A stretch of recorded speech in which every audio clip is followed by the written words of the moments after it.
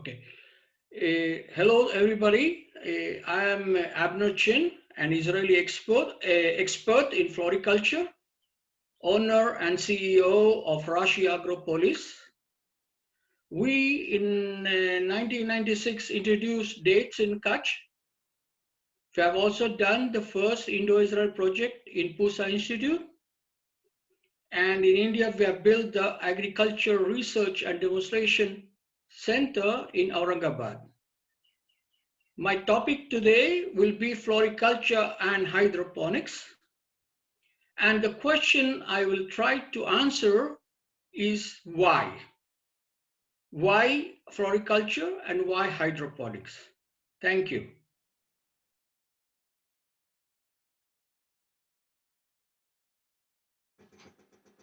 Greetings everyone. This is Praveen Sharma from Flora Consult. Look forward to see you on 27th April on the webinar on advances in hydroponic cultivation of floriculture crops. Hope to see you there. All the best.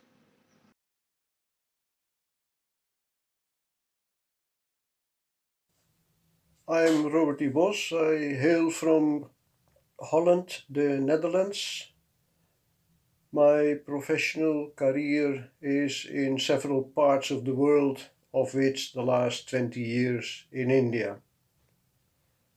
Substrate growing, hydroponics, started for me in the early 80s. That is almost 40 years of development of the different systems.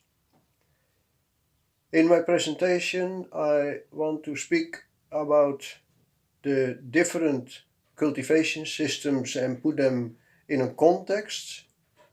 Then I want to talk about the opportunities, but also about the challenges. Because the system itself will not bring any advantage if it is not skillfully managed. I hope with these comments to help to make the hydroponics more successful and lead to a higher production efficiency.